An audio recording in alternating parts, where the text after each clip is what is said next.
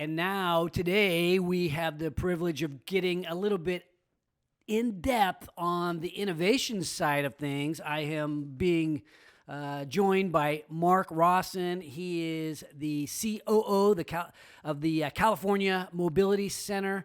Welcome to the show, Mark. Welcome. Yeah, thank you. I'm happy to be here. Yeah, so we have the privilege of not only having you on the show, but of having the California Mobility Center right here in Sacramento. It's a gem for the region, but it's a gem beyond the region. It's a gem worldwide. Can you give us a little background on what the California Mobility Center is and why is it important to Sacramento? Yeah, I mean, the CMC was formed really to help accelerate commercialization of new mobility technologies, whether that be vehicles or charging infrastructure, because we're seeing this huge explosion in electrification of transportation. And California has really been a leader in advanced transportation, both from a policy standpoint, from a customer adoption standpoint, and there was this realization that there's this need for an organization that really focuses on deployment and commercialization. Lots of organizations out there that support the innovation side of it, but a lot of startups that we talk to, it's a big challenge when you come to the state of California to kind of navigate the regulatory landscape and figure out how to plug into the mobility ecosystem that's here. And that was really the genesis of the CMC, was to create an organization that could help these companies really trying to bring new products to market in the future mobility space and bring it to market faster.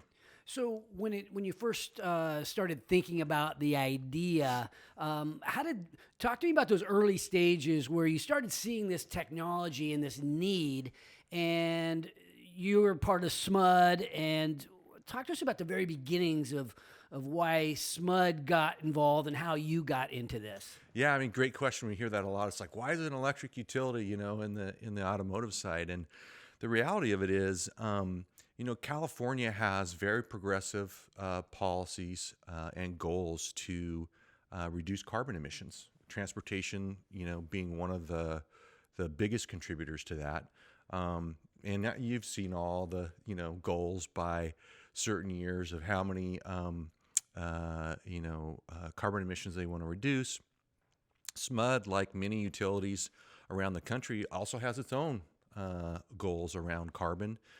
Recently adopting a net zero carbon goal by 2030, which is pretty aggressive. Now that that net zero goal, is that for internal operations? Is that the idea? Internal operations, but including all of our generation sources. Okay. So, think about the fact that natural gas is a predominant generation source in the state. But SMUD has stepped out in front and said, hey, we're going to go completely zero carbon by 2030, which is no small task, which means a lot more renewables, energy storage. So you've got this, driver to get carbon out of their operations, while at the same time, you have this huge explosion in electrification of transportation. And the electric utility is the fuel provider for that. Right. So it's really kind of an opportunity to pivot. You've got this declining part of your business in some ways, Right. and then, okay, what are we going to do? Well, there's a growth opportunity in transportation. Yeah, great point. I mean, SMUD and many utilities have been very successful at reducing energy consumption through energy efficiency programs that translates to fewer sales of electricity. But with electric transportation really now becoming more prominent and substantial uptake from consumers, big pushes at the state level to promote electrification in transportation, it is a huge growth opportunity for utilities to become that fuel provider and sell electricity now for vehicles in addition to homes. So the California Mobility Center has startups or very innovative early stage companies that are clustering at this 25-acre campus. Describe what that looks like and what's happening today. Yeah, so the CMC was incorporated in 2019. We just opened operations earlier this year. Founding partners and members include, regional leaders such as SMUD, the Greater Sacramento Economic Council, UC Davis, Sacramento State University has been a key founding member of the CMC, as well as some other partners from around the United States. Intertech Capital is a venture capital firm that's been with us since the very beginning.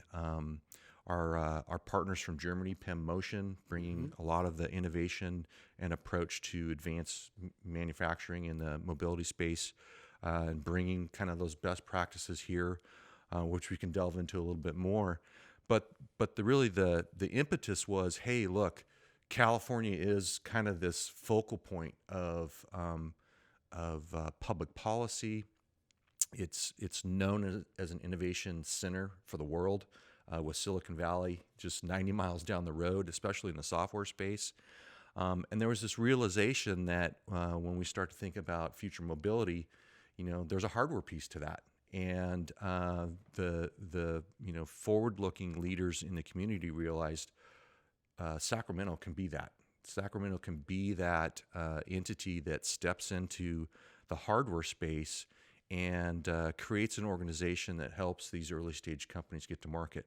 I mean, you're right. There's lots of incubators and accelerators out there that are doing important work for companies that are at that stage in their maturation. But as we talk to a lot of mobility companies, we realized even when they get through those programs, and they come out of those and they graduate from those programs, they're still struggling with, how do I get to market successfully? And so that's how the CMC was designed, was to kind of fill that gap in the marketplace to help these companies, whether they need assistance with commercial prototyping or on the hardware side, all the way through to testing and field testing and verification, demonstration and deployment, assistance with kind of laying out their regulatory roadmap, because there's a slew of things these companies have to do to be able to get on the market or on the road in California. Why cluster? I see why we would want this. As Sacramento, we can see the importance of having this magnet for early stage mobility type companies. We want that, but from a benefit to the startup, what do they get out of this? You talked about go to market, but being around other people in the same general space, do you see benefits in that cluster?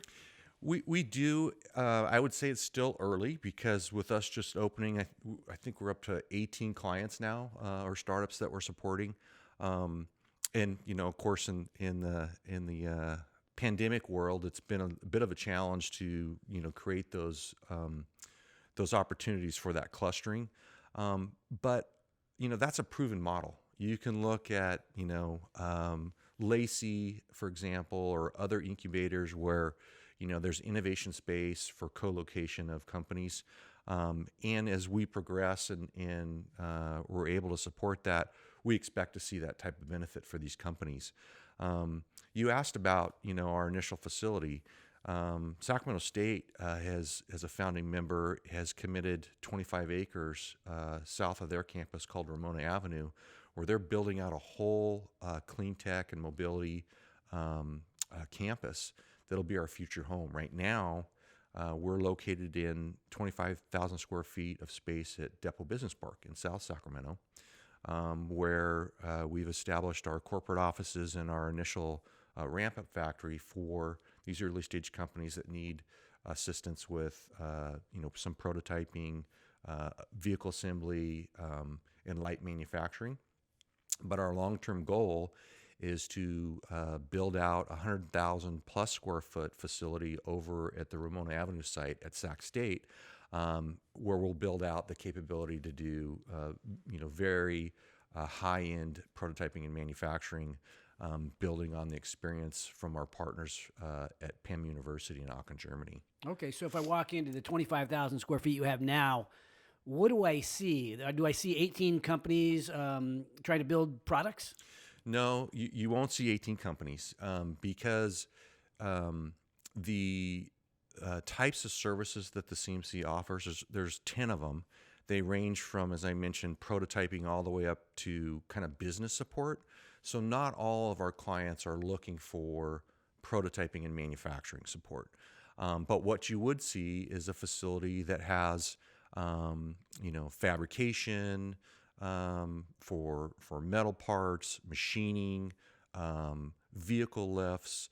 It's built in a very modular way to support all the way from like personal mobility. So one of our clients was an electric scooter manufacturer that needed some prototyping capability that we were able to do for them, all the way up to the ability to support medium and heavy duty vehicles like buses.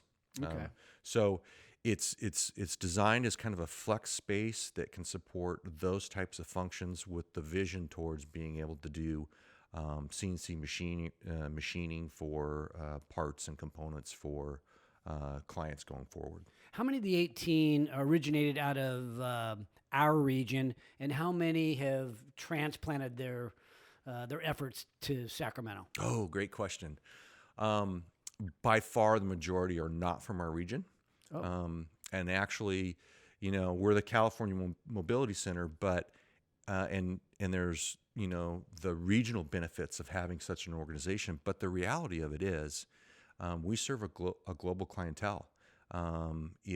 We're serving companies from Minnesota, Europe, elsewhere in the United States, as well as some companies here in California. But I don't know the exact number, but it's by and far they're companies from outside of the area. Okay, so you've been referring to these companies as clients, which is an interesting way, from my perspective, of how to think about this. So these are clients, people that are building businesses other places, then they come in for some specialized support, and then they go back to wherever they came from and build out their companies. Not always. Okay. Great question. So, if you think about California, this really is the largest electric vehicle market in the free world. China is the only other country that has more electric vehicles. And it's because of the policy, it's because of the motivated consumer base that's adopting these vehicles. It's why you have all the large OEMs with a presence in California, all the way from tech scouting to research and development. But it's also because of the market that's here for electric vehicles. It's why you have over 40% of the new mobility companies having some sort of hub or presence here. Now, some of these companies, one of our clients is a medium duty vocational work truck manufacturer called Zeus Electric Chassis. They're out of Minnesota. They're a startup. They came to us seeking assistance to get their first deployments here in California. So we've helped connect them with some fleets in their first sales. But as we grow with that company, they're looking to have a presence here in California. What that presence mean could be simply, final assembly and prep for customer delivery, all the way to manufacturing of product here. Now, whether they would come here, permanently, that's a different question. They're from Minnesota. Mm-hmm. But that's an example of where a company that's come from outside is looking to have a business presence here beyond just introductions and market entry. They want to do business here. And so the CMC tries to facilitate that. And of course, our partners at GSEC are there to help these companies that want to come into the region and establish a permanent presence here. Gotcha. So you have the partnership with GSEC, and they're all about economic growth for the region. I can see SMUD's desire and definitely Sac State. The private or the venture capital firm that's helping, they're not backing you guys. They're backing some of the startups? Yeah. So they are just launched a new global mobility strategic fund. They're raising funds right now for anywhere probably 100 to 120, maybe $150 million for this new fund that will be focused on mobility. So their involvement is to identify opportunities for their investors to invest in these companies. But they're looking to invest in the space. They may invest in CMC related clients, or they may not. Depends on you as an investor. No, it depends on the investment strategy of the fund. But the reality of the CMC is, we're also building out an ecosystem on the investor side, because Intertech Capital and their interest in that fund may be focused on a certain slice of the marketplace. But we know, just based on the 18 companies that we're helping today, that there are companies in there that they may not invest in. And, since our mission is to support acceleration of these companies, we want to build out an investor network too, so that we can help connect these clients to other potential investors that can help them scale their companies at this time. Yeah, there's so much, you're probably finding this, there's so much venture dollar appetite looking for the most promising startups that really, if you have a great company, it's this is probably a great time to be raising money if you've got a good product. Yeah, it is amazing. I mean, and of the companies that we're supporting now as clients, I would say probably the biggest thing they ask for assistance with is kind of laying out their regulatory strategy, whether that's to figure out how to get their Air Resources Board executive order, which allows them to put vehicles on the road, or qualify for the many incentive programs that are out there, like, for example, the Air Quality Management District's voucher program, which helps offset the incremental cost between a traditional vehicle and the electric vehicle. But the second thing that they all want assistance with is help us find funding. Because we call them clients, and we say early stage companies instead of startups, because startups have a very specific kind of they got a bad name. Not a bad name. They got, they may be companies that are not at the point where they have commercial prototypes or products. Yeah. It's interesting because I got CNBC in the background, and if you listen to Jim Cramer or any of the people up there, they call companies that are unicorn startups. Right. It's kind of interesting. And now we're talking about companies that are, you've got a $150 million fund that might invest into some of these companies. In my world, that's a startup. But what's the highest revenue of a company in your group? Oh gosh, I don't know. You don't want to call it a startup, though. Yeah. Well, I mean, some of them are generating revenue, and some of them aren't. So, but I don't know the specifics of that. Yeah. So you call them early stage companies. Sorry about that. That's okay. So I think a lot of people, one of the most interesting aspects to me, this is the business side of it's really interesting, but how these companies are going to change the world, that's, I think, from an audience perspective, like, are we talking about, okay, electrification, that's huge, it's enormous. Maybe spend just a tiny little bit on, like, what are the cutting edge things that are happening in electrification, but then there's all kinds of things that I can't even imagine yet that I'm sure you see on the horizon. Yeah, I mean, if you just looked at the 18 companies that we have as clients now, it's very broad spectrum. We've got companies that are building, medium duty work trucks, light duty vehicles, personal mobility solutions. So that's all kind of vehicles and hardware. We've got companies that are bringing new charging technologies to the market.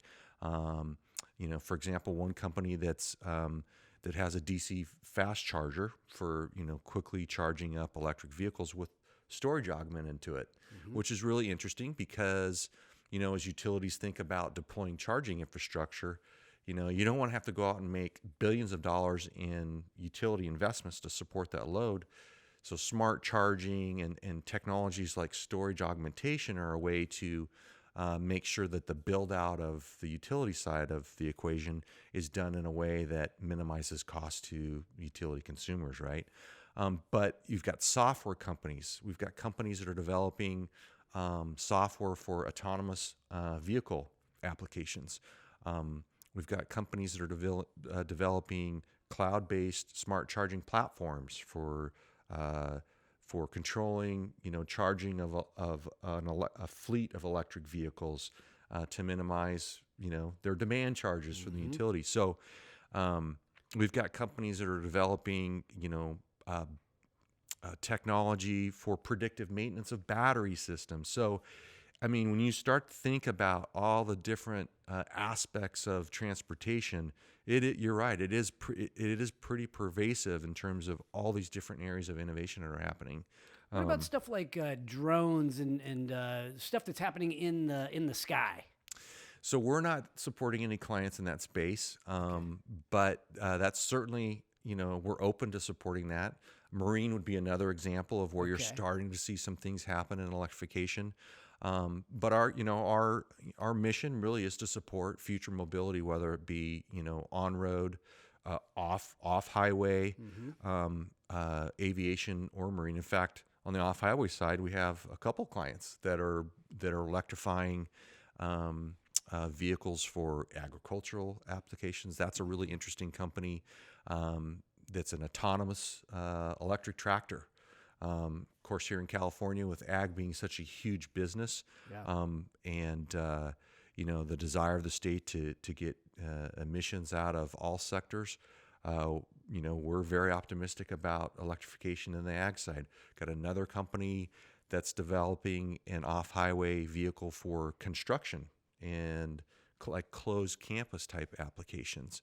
Would you do something that was more like on the robotics side where, let's say you had somebody who was had a robot that was going around doing perimeter security or something like that? Would that be considered mobility? Yeah, absolutely. Okay. Yeah. Don't have any clients like that yet. Okay. But, I do have I have one like that, and I've got we need another to one talk. that's a strawberry picker that it's automated picker of fruit, and but it's covering large areas without people. Right. And that's really interesting stuff. But I didn't know if that was mobility. Yeah, sure. Yeah, Okay. it is. At least as we look at it, it's on highway, off highway, marine, aviation, and all the supporting charging infrastructure and all the supporting technologies that go on those platforms, whether they be software, sensors, and other technology.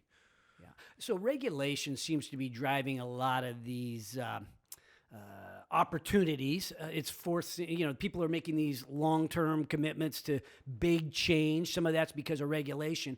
What's on the horizon in terms of like regulation that's coming down that's going to force, a more electrified world, or a world that works a little bit differently today in the way of mobility? Yeah, I mean, at the state level, California, the governors has laid out a goal for all new vehicle sales be electric by 2035, I think is the date. I think in the medium and heavy duty side, it's like 2045. There's an example of some very progressive goals that are driving this innovation in the transportation sector. And it's interesting, like, I've been I've worked at the state government. I worked at the California Energy Commission for quite a few years back in the 90s, and then at SMUD, and for a lot of years the state would make significant investment in technology development. But you've seen this shift in recent years where the state of California is making big investments focused on deployment. And the goals that the state and the governor have laid out around deployment, they're now starting to, drive their dollars towards deployment. Like this year, the state's committed $2.7 billion to deployment of vehicles and infrastructure to support those vehicles. In fact, recently the California Energy Commission has adopted their investment plan of, I think it's $1.4 billion. To support infrastructure to support electric vehicles. The California Air Resources Board has adopted their investment plan for, I think, $1.5 billion, really focused on vehicle deployment. So from a policy standpoint, you're seeing these very specific goals that the state's laid out. But on the federal side, you're seeing very similar things. I mean, there's, I think, $7.5 billion in the infrastructure bill for charging infrastructure, $7.5 billion for electrification of school buses, which is another great application for electric vehicles. So you are seeing, both from the state and the federal level, these alignments to promote transition in the transportation sector. When you turn on any news today, or you just look at the supply chain issues that are affecting our Christmas gifts this year, and you think about how the opportunities for streamlining some of our transportation, or excuse me, our big trucks and that industry to be more driverless or to be run more smoothly. Have you guys gotten involved in that, or do you anticipate changes or involvement in that? Yeah, absolutely. I mean, a lot of the electrification that you've seen to date has been in the light duty vehicle space. We're now seeing, companies come forward in the medium duty space. I talked a little bit earlier about Zeus electric chassis. But you're seeing all the big companies, Daimler or take your pick, in the heavy duty space. In fact, I was at the ITS World Congress, which is the intelligent transportation group that's global, that looks at kind of smart cities and smart transportation. Their World Congress was in Hamburg, Germany in October, and we were there and introduced ourselves to the European market. And I was amazed to see the heavy-duty vehicles that are being planned and brought to market.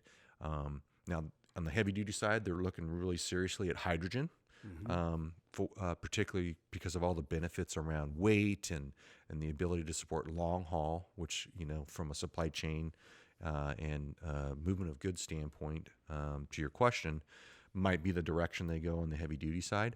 But you're seeing really interesting things around electrification of highways.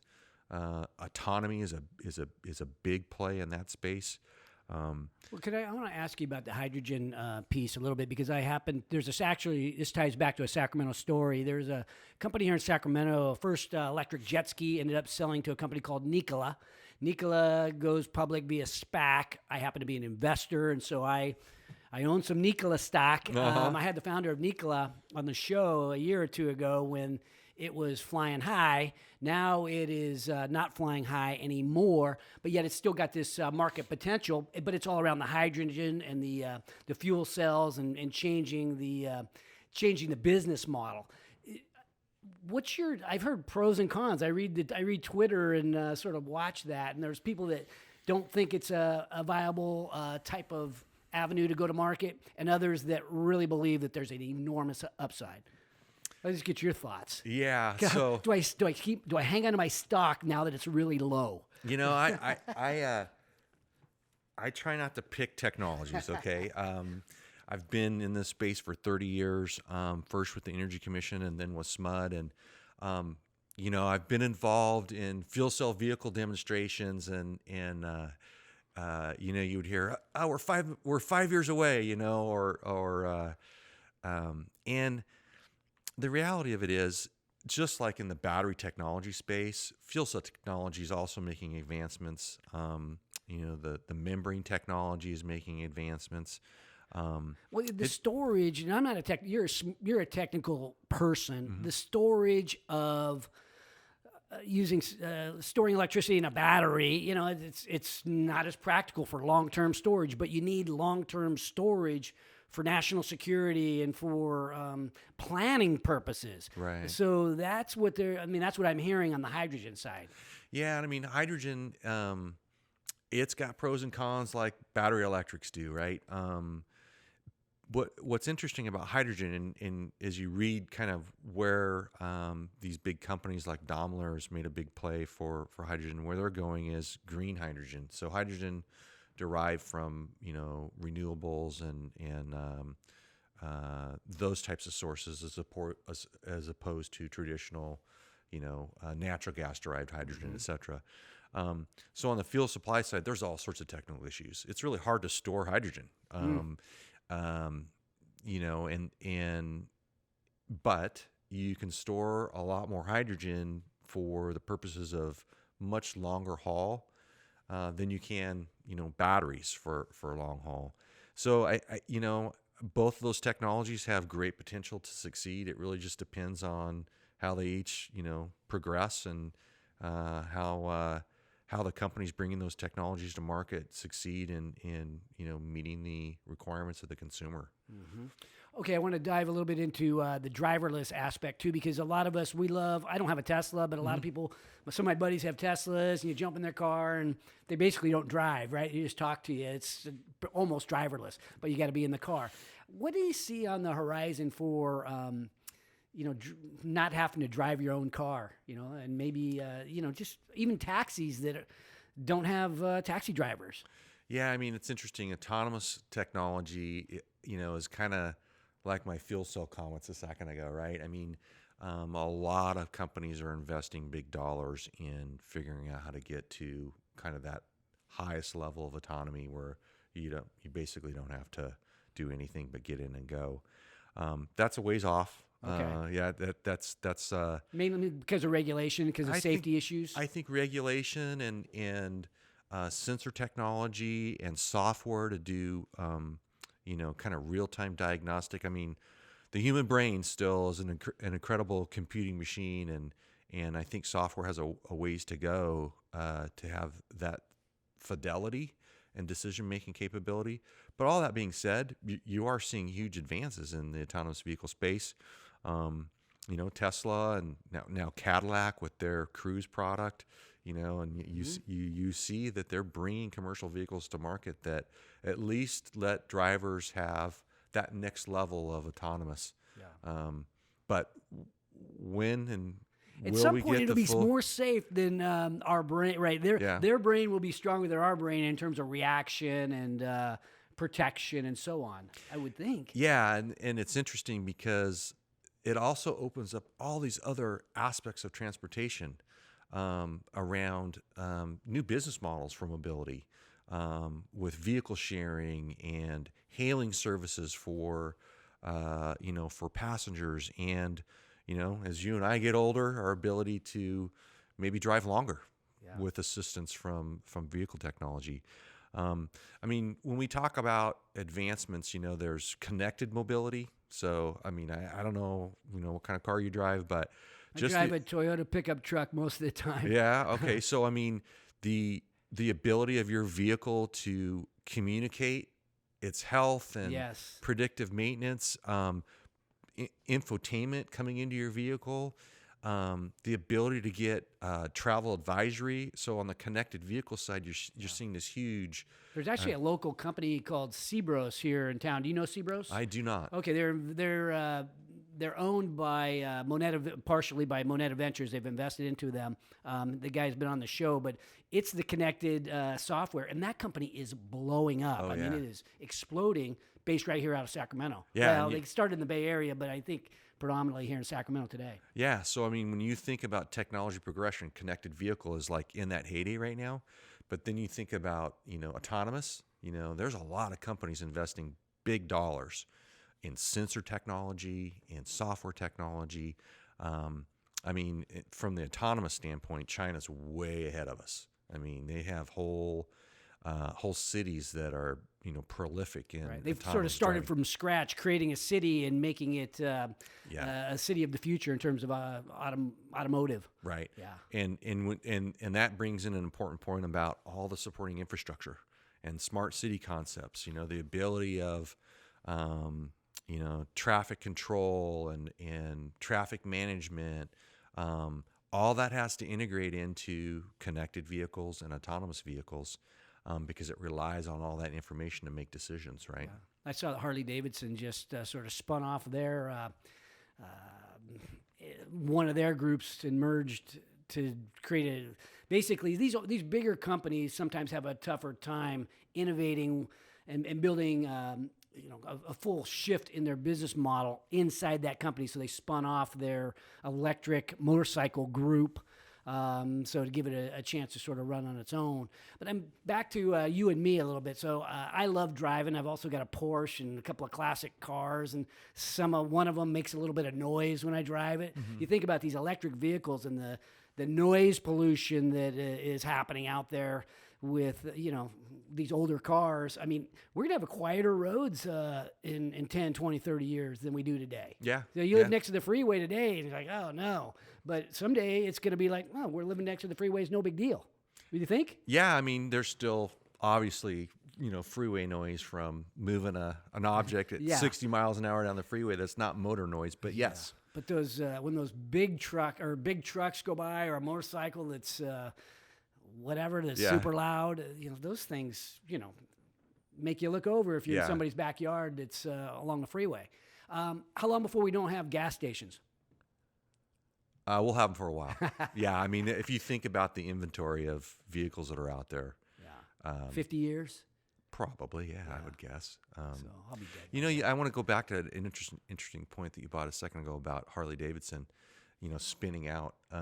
That's a trend we're seeing too with the large OEMs, and that brings me back to kind of a feature of the CMC. These large incumbents, they really struggle with innovation. On the electric side, I've seen that. On the automotive side, we're hearing that from major OEMs. They're just so big. They move like a big company. You get into more of a early stage company, not a startup. Yeah. You move faster. You get stuff done. You break things. You fix. You move on. Right. You have to pivot. Right. Yeah. But it's interesting in these large incumbents. Their own innovation teams inside. It's a challenge for them, and so you're seeing a trend of the large incumbents realizing their ability to innovate at the speed of like the entrepreneur and the startup is hampered by the inertia that exists in there. And it's not because they don't want to. It's they've established a business with procurement rules and these things for specific reasons. But it's interesting, you're seeing this shift to look towards organizations like the CMC or incubators or accelerators to kind of outsource their innovation or to create new relationships to work with innovators, because they also have a very different culture. You work with investing with startups and early stage companies. Their motivations, they have a short runway for getting to market. Yes. They have to learn quick and pivot, right? The large incumbents, when they enter into these relationships with early stage companies, the motivations are different, the culture's different, the decision making timeframes are an different. early stage company is sink or swim, Yep. and in a larger company, and I wonder is that part of SMUD's thing? It's like, hey, look, we're better off to spin off or make an investment in the mobility center versus try to do it in house. That, I think, was part of the calculus on why SMUD looked at making the $15 million investment it did in helping to get the CMC launched. And it's not that SMUD, from the utilities perspective, is monolithic and slow. SMUD is a very progressive utility. I, in my time at SMUD in the research and development program, worked with a ton of startup companies that are, they're being pushed by their investors. Get a field deployment. Do a utility pilot project. So a lot of utilities, they're interested in doing these technology demos, but their motivation is more around technology assessment, and maybe it rolls into a new customer program for the utility. But the timeframes are different, the expectations are different. Whereas that startup, they're really trying to get to that next stage of maturation of a product or a service to get to market, and that friction that exists slows down acceleration of commercialization for startups. So part of the design of the CMC is to bring in industry incumbents, whether they be from the automotive side or the automotive tier one suppliers, the utilities, their suppliers, technology companies. So the large industry incumbents, they're part of our membership. And we work with these early stage companies to try to work on this dynamic of teaching the large incumbents how to work better with early stage companies and vice versa. Because a lot of the industry incumbents are looking for technology innovations. They're looking for technology scouting, either as acquisitions or joint ventures or market channels.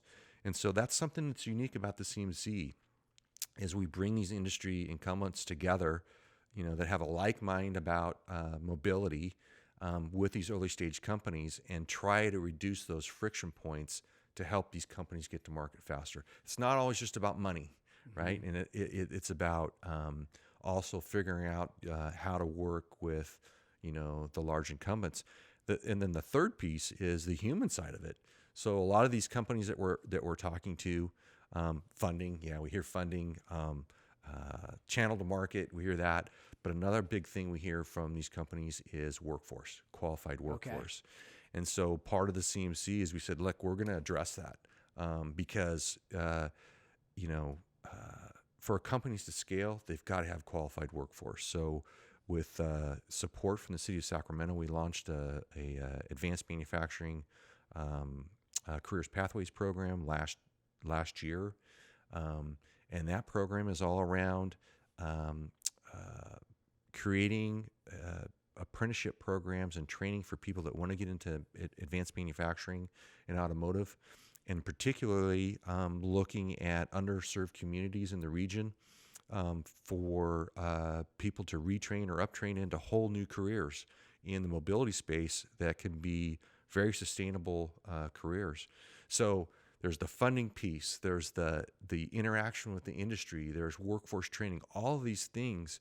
When you look at the whole picture of trying to promote acceleration in the mobility space, you got to address all those things. And there's really not a lot of organizations out there that are taking that full holistic view of the challenge that early stage companies face. Yeah, well, I love that you're doing that. The underserved communities, one of those communities that we focus on is helping veterans because when they transition out of the military service, they're looking for good jobs. And it sounds like the kind of role, especially the Air Force type people, might really, some of their expertise might lend themselves to this advanced manufacturing. What about our colleges? Are they a good feeder program for absolutely. that? Yeah, I mean, and from the very beginning, that was the motivation for, our two marquee institutions in the region, Sac State and UC Davis. UC Davis is a nationally known institution in the transportation space, both on the research and development side and the policy side. Sac State is, one of four universities in the country that's known as experts in the power engineering side.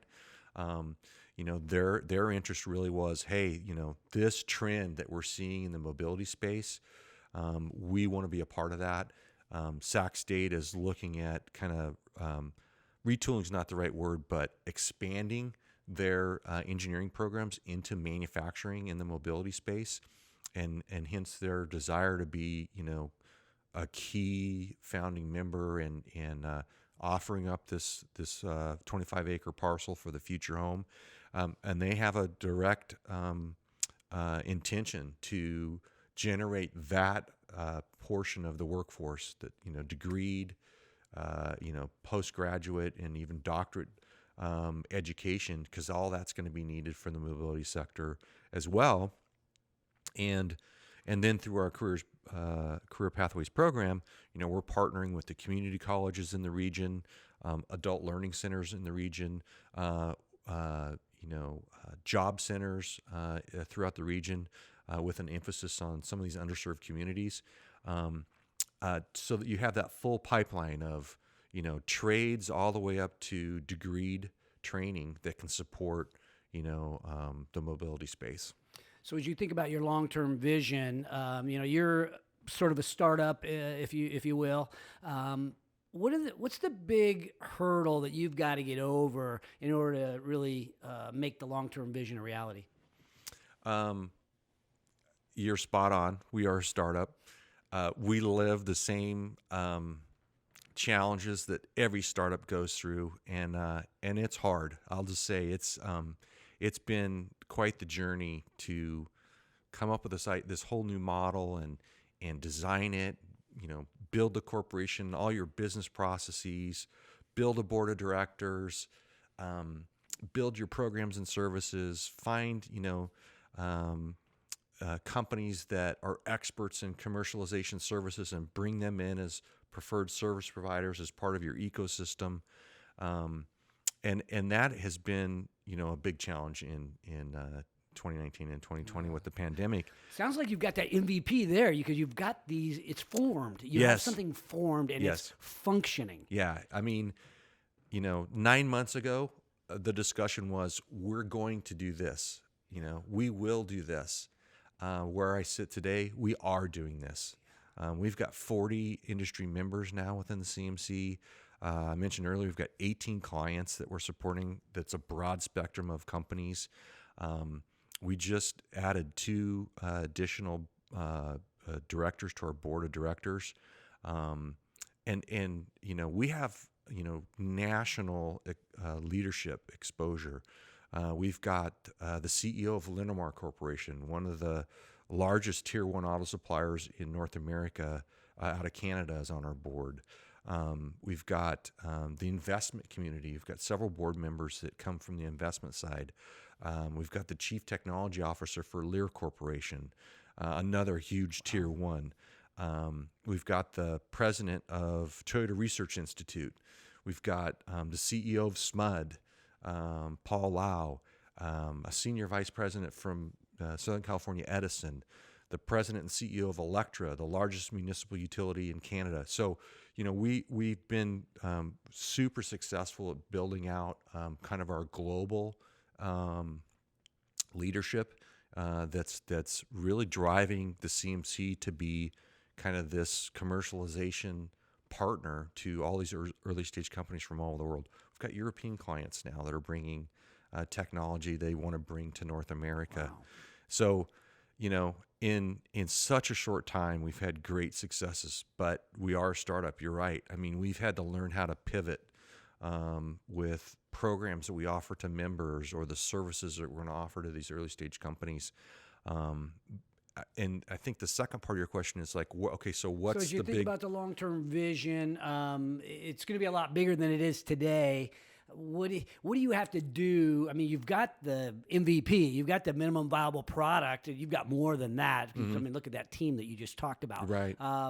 But like, what do you have to do in order to make that happen as you look at the horizon over the next couple of years? Is it a big revenue piece? Is it attracting a home run type of hitter? What's the thing? It's all those things, Okay. actually. And since our business model is so unique, I mean, we have industry membership. They pay an annual dues. That's a big revenue source. We rely on grants. That's just a reality of us as a nonprofit. We rely on grants, for example, to help with our workforce development programs. We're looking at grant strategies to support building out our manufacturing facility, and to support, building our future home at Ramona Avenue, that 100,000 square foot facility I talked about. Another part of our ecosystem that we didn't talk about, we are a nonprofit. So from the very beginning, we decided we're not going to replicate what's already being provided in the marketplace. Rather, what we want to do is we want to be that orchestrator or that concierge that helps connect early stage companies with companies that are experts in commercialization. So we've built a bench of preferred service providers in those 10 different areas of service, whether it's regulatory support or manufacturing or field testing and deployment. As clients come to us and they tell us, here's what we need help with, we sit with those early stage companies and say, great, that's great. You want to work on that stuff. We'll help you with that. We'll connect you with, a consultant that's expert in that space.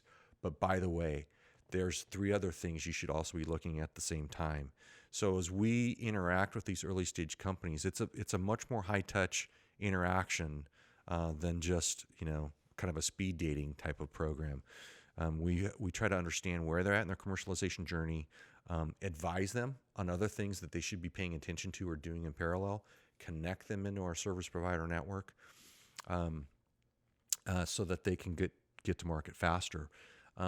So where we're at right now is, we do have our MVP, and it is working. As we go forward, we need to continue to build out the services that we're offering that meet the needs of the marketplace. We need to build out the service providers that help provide those services. We need to build our membership.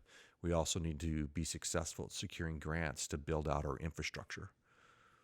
Well, I love what you're doing for our hometown. It's making it kind of motivates me to think about what it could mean for the Sacramento region as the dream becomes more of a reality.